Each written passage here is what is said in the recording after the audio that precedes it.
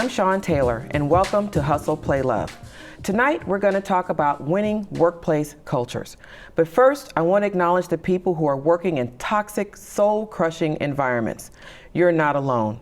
The American Psychological Association released a study in 2023 that found that a sizable portion of Americans say that they are working in demoralizing, frightening, and even traumatic workplaces.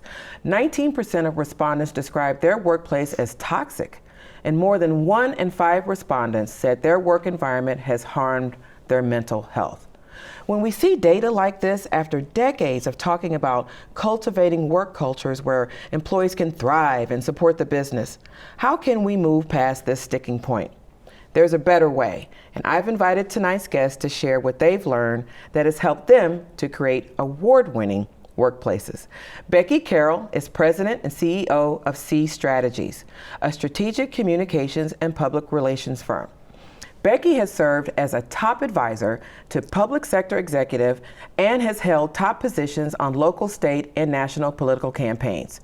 She is also the founder and host of the Broad Space Cast. I love that name. It's a podcast dedicated to showcasing diverse women making an impact across multiple sectors and industries. Becky, thanks for joining me. Thanks for having me. And we have Mary Kay Devine. She's chief of staff of the nonprofit Women Employed, which was named to the Crane Chicago Business 2023 list of best places to work. Women Employed ranked 22 out of 100 for its deep commitment to equity and for providing top-tier benefits, prioritizing fairness and inclusivity, and being highly responsive to staff needs. Mary Kay, thanks for joining the conversation. Thanks for having me, Sean. So the report that I mentioned in the intro also found that the leading contributors to toxic work cultures include failure to promote equity, diversity, and inclusion, workers feeling disrespected, and unethical behavior. So Mary Kay, a lot of the discourse on toxic work environments seems to be centered around race and gender.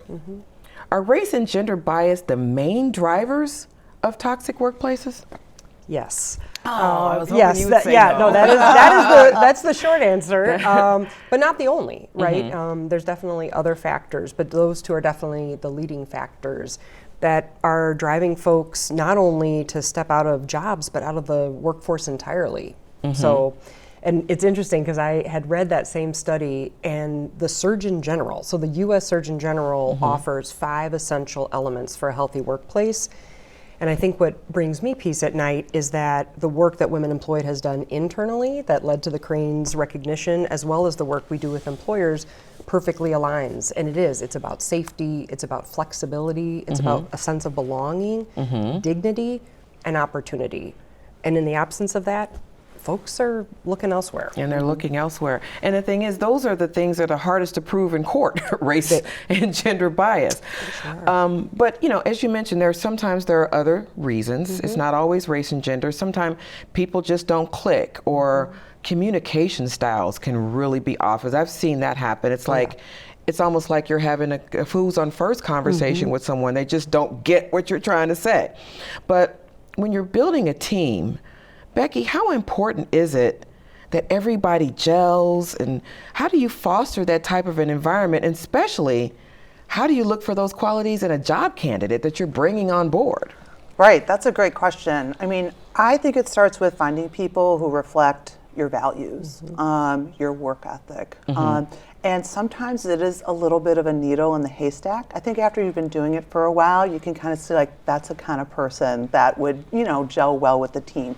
You can see things too sometimes, like someone's bounced around a lot. Sometimes for me, that's a red flag. When I see that someone has been in an institution, organization for good periods of time, it says to me that, something's working there when they're in the work environment. But I also think the onus is very much on the employer as well to make sure that you're building an environment where people feel good, where they want to come to work every day. And I've worked in a lot of environments where that wasn't the case. And I am very intentional, as I think others need to be too, about making sure you're building an environment that people feel good about walking into every day. Yeah, and I don't know that a lot of leaders think that that's on them to do. This show, the premise of the show is really about pushing past the new normal that was imposed on us by the pandemic. But one of those new normals became hybrid and remote work, which in the end, a lot of people thought that's not so bad. Right. So, we got forced into it, and now we don't want to go back. So, but then employers are like, no, get back in the office. Right. And some people are rebelling against that. So how much does having a hybrid or remote workplace really factor into cultivating a winning workplace culture? Well, I've always had a hybrid because I've just always felt that it's important that if people need to have their own space and not be kind of stuck with the status quo 9 to 5 like I have throughout most of my life, then we would do that. And we've always had a couple days a week in the office because I do think Even before the pandemic? Oh, even before the pandemic, yeah. And since then. But I think it's important that you do have some time together to build relationship, the camaraderie. It just can't really be replaced entirely, I think, by remote because we're human beings, and I think we need to engage with each other. So I've always tried to work to have that balance because I think it's a secret sauce, and maybe not for everyone, but certainly the work we do, it is. Yeah, and actually, I don't know who designed the whole cubicle kind of office space. I used to work in a cubicle space Been there. at the Tribune. I hated that because we were on the phone all day. You could hear everything that everybody said in front of you, and it was just too. So why have a cubicle up when you can still hear you can everybody? still hear everything, and they can turn around and talk to you all day long, and that used to drive me insane. But what do you say to that, Mary Kay? Is that really a deal breaker now? I mean, do employees really have any wiggle room to even say anything about it? I definitely think yes. In fact, I had tapped into our policy experts, and they shared a report with me. Workplace flexibility, flexible arrangements is the number one factor now for employees, even over salary. And so I think that's so telling. And when we're working with employers through our consulting efforts, we just say full stop. An equitable employer is a flexible employer. And so whether that's hours, whether that's location, whether it's days of the week, compressed schedules, and I think to Becky's point, depending on how flexible or how hybrid that schedule is, I think another bias that employers have to then tend to is making sure that if someone's choosing to work from home the majority of the time, that they're not overlooked for promotions, that they're not tapped into for certain projects. Because if you're going to have a flexible workplace and a remote workforce, it can't be, oh, well, she missed that impromptu meeting that we didn't ask her to, but we see each other more now because of course. So for instance, you were doing it before the pandemic, but were you doing as many Zoom and team calls and stuff like that? Did you actually see that's changed? We have to do a lot more in person. I love the Zoom culture because I feel like, why get in a car? Why have to spend 30 minutes getting it? You could just do it on the phone. Now that might make our days maybe a little more busy, but I do feel there's more efficiency. And being able to see though, you still get the connection even if you're not right in person, right? So it's totally changed. It's revolutionized, I think, the workplace. And hopefully we've got over this notion if you're working from home, you're not really working, you're not being productive. No, and the onus is on the employer. Like if you're an employer, you're a manager, you lead a team, you know what your goals are, you know what your measurements of success are, so then track that. Like focus on, are the members of my team getting their job done? Then I don't care where they're doing it. I don't care what hours of the day they're doing it. I've literally told my team, if you're working on a beach somewhere, fine. As long as you're getting the work done, you're getting the work I don't done. care. Do it wherever you need to do it. Work with your pina colada sitting next to you. Exactly. I think you have to make sure that your team feels that trust, right? 100%. And also, too, flexibility of time. Like, if someone needs to spend time during the day taking care of a kid or whatnot, and they want to put in a couple hours, I mean, that's fine. As long as the work gets done, it really shouldn't matter in my opinion. It shouldn't matter.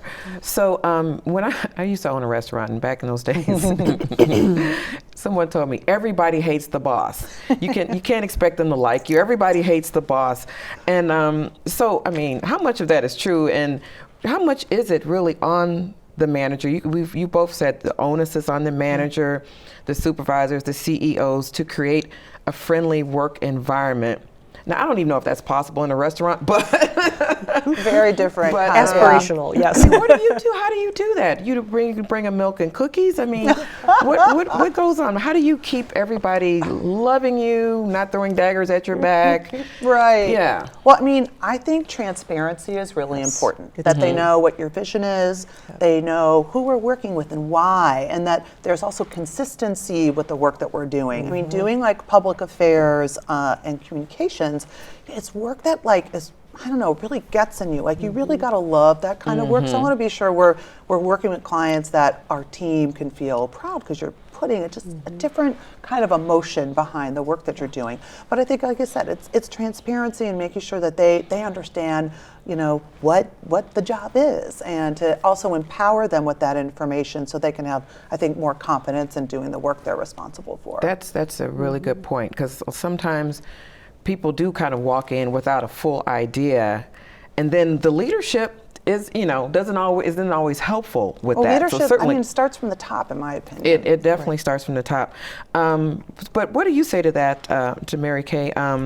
Everybody hates the boss. I mean, you actually, have some resources. We'll tell viewers how to get to those later, to really kind of help people get over some of these humps. Right. So how do you turn that around?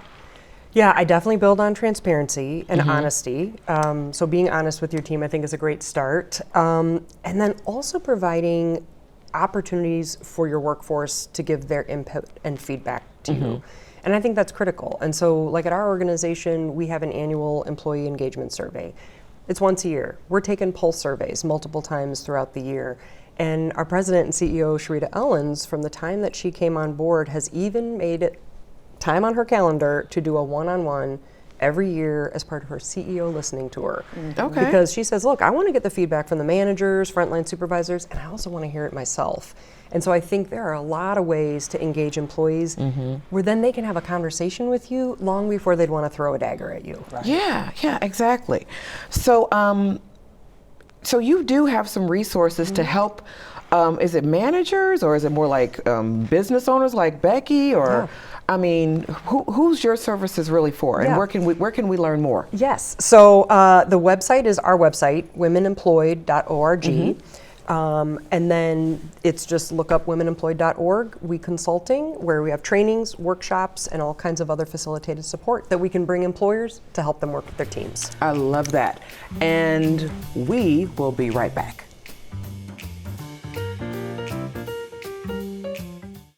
On the next Chicago Newsroom 2.0, we'll discuss the recent killings of CPS students and efforts to curb the ongoing epidemic of youth-involved violence in the city. There has to be communication between schools and parents and the community. Join the conversation Wednesday at 7 p.m. on CAN-TV, cable channel 19, or stream live on cantv.org or on the new CAN-TV Plus app. Experience the power of community television.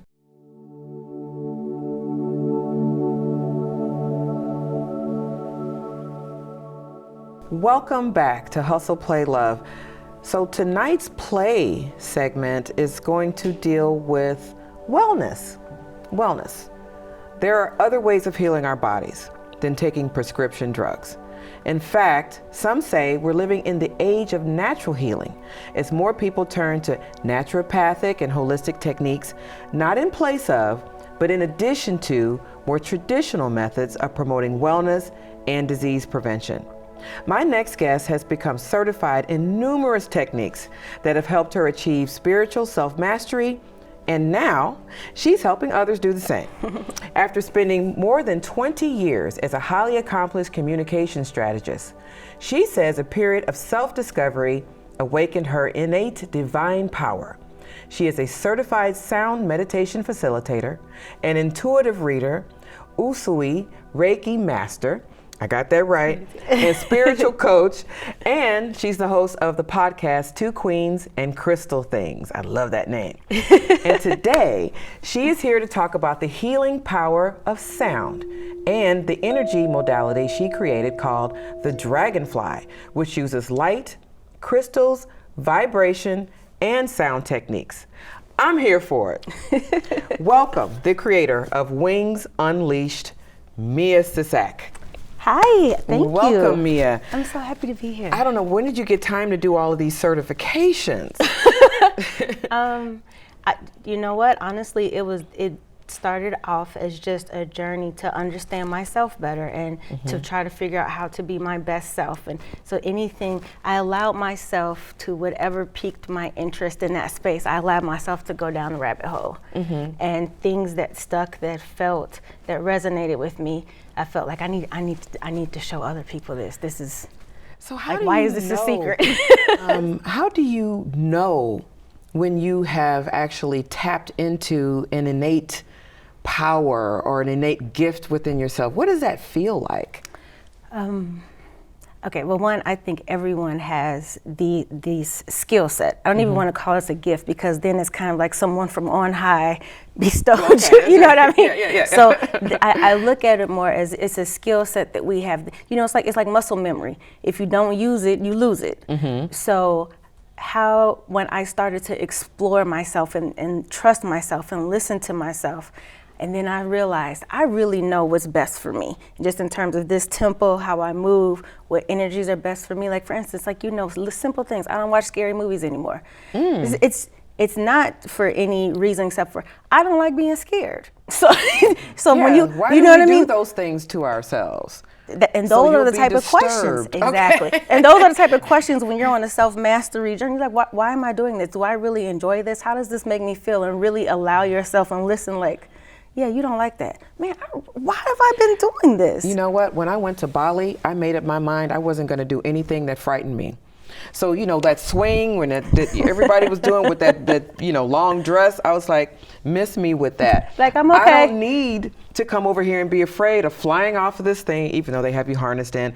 I still didn't do it. I didn't do any zip lining. Been there, done that. Yeah, I was like, I'm just not doing anything that frightens me. But I rode an elephant, but that didn't scare me. So how about that? So think about it. That means you just trust yourself, and you are able to have a better time. Oftentimes when we're experiencing something, we get caught in how that experience is for somebody else. We're jumping in their head, trying to do it with them and for them. And sometimes it's just like, what works best for me in this space? And then you'll have your own vibration, and the people who vibrate with you guys will come together and you a good old time. And there's a lot of apps out here, of course, and there's a lot of advice on how to practice some of these things. But and I mean, a lot of them have gotten me. They've gotten me hooked. I've got so many apps going on, it's ridiculous. But everything that's out here isn't good for you. So how do you know? What would you tell a buyer to beware of when they're out here and they're using these apps that claim that they're doing the work that you are certified to do?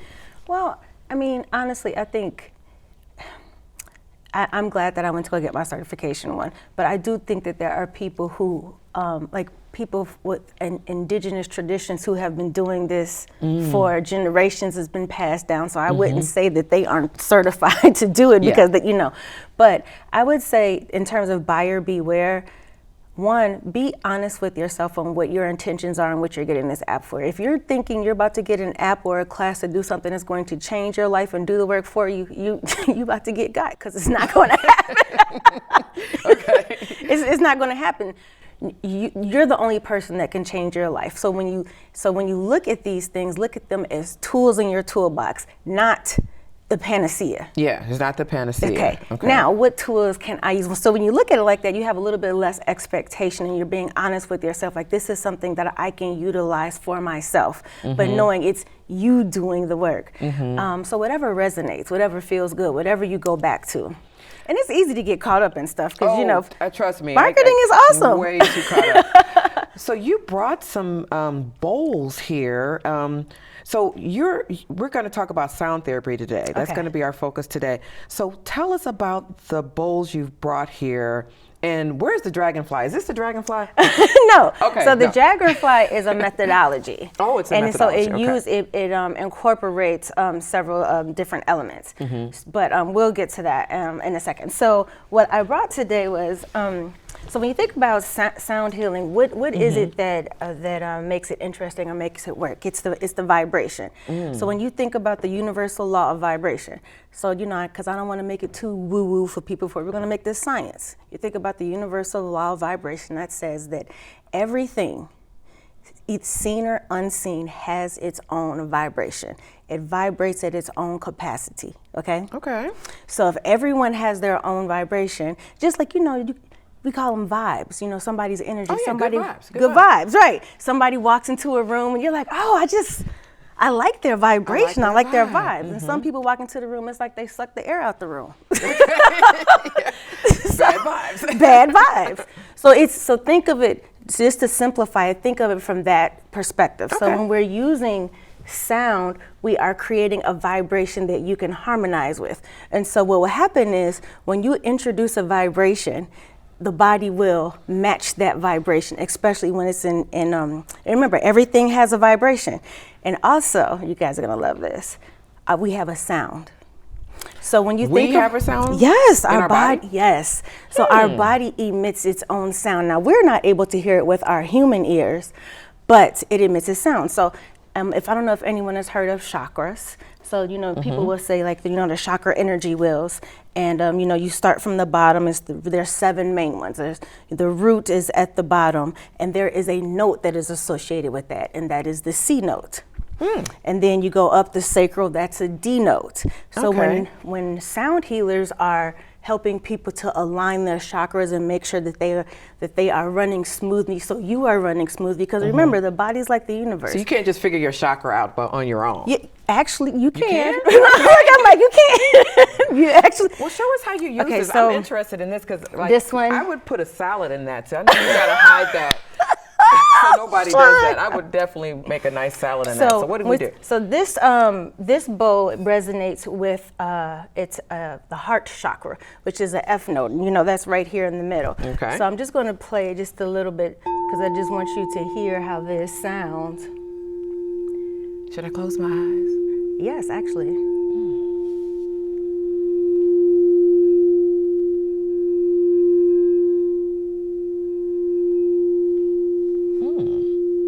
And so, wow, it lingers.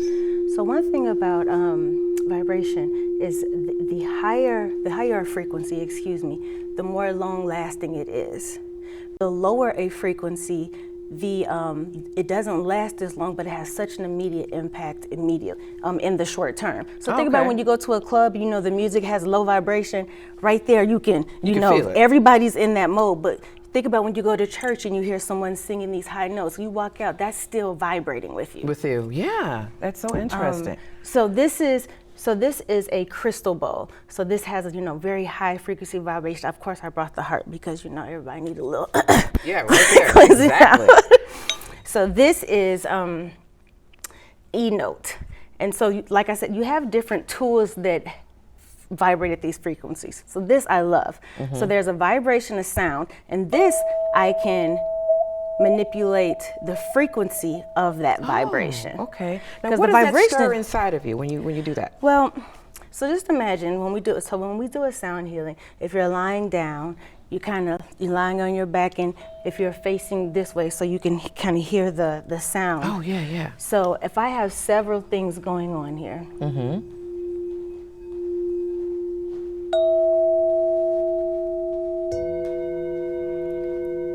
And so, and you just imagine this continuous music and sound that's flowing through your body. So usually what I do is we have bowls for each chakra. So we take people through a cleansing and aligning of each chakra. Or if we say it's a full moon, we're just like, we want to release some energy. So what we want to do is really activate that root so people can release things that are just, it doesn't serve you anymore. Let it go. But let it go. To me. I'm such exactly. a person. I love doing magical. So tell me what the dragonfly is. Okay. So the dragonfly.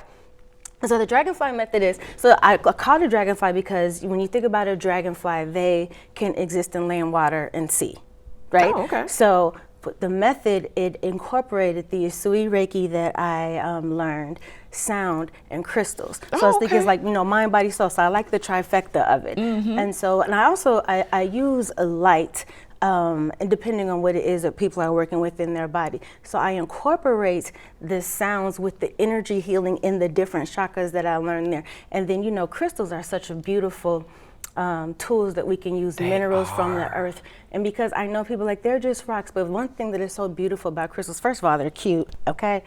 But more importantly, what crystals do, their frequency and vibration does not change.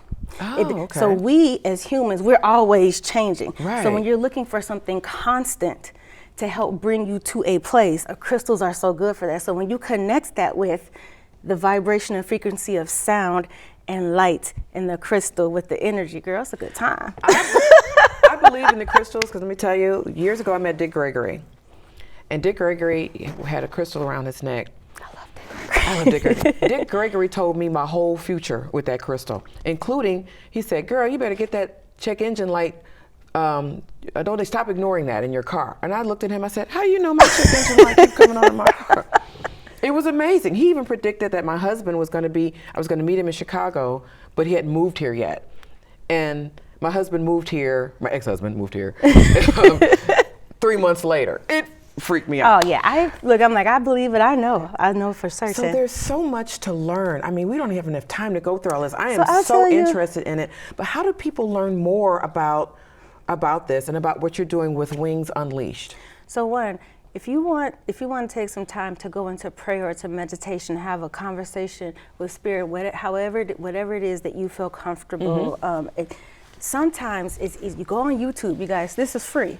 Go on YouTube, and you can literally type in sound healing meditation music, and then you'll have so many options come up. Just start clicking and see which one feels good to you, and allow yourself to relax into that. It is absolutely beautiful. And I you use it have to a go to website sleep too, right? Yes, I do. Yes. What's your website? My website is wingsunleashedcoaching.com. That's where you can find me. And then our podcast is Two Queens and Crystal Things. We do monthly sound baths around the city. And if you go to the website, twoqueensandcrystalthings.com, you will go to events and you'll see where we'll be next. Awesome. There's so much to learn here. I'm excited. Thank you so much for it. I know. Thank you so much. Here, I'll play us off. Okay. Well, we'll be right back. Neat. I love these things. Here, let me hold that. Let me see. Oh, yeah, I can feel that. I messed up the vibration just then. Here. Oh, There yeah. you go. Got to open your So hand all there the you way go, up. because you have to let it vibrate.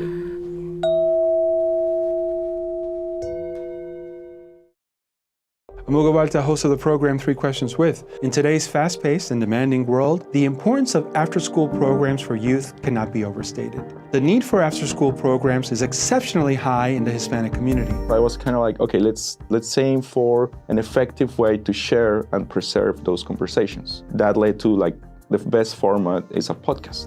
Join us on Wednesdays at 7:30 in the evening via Channel 19, streaming on cantv.org and the Can TV Plus app.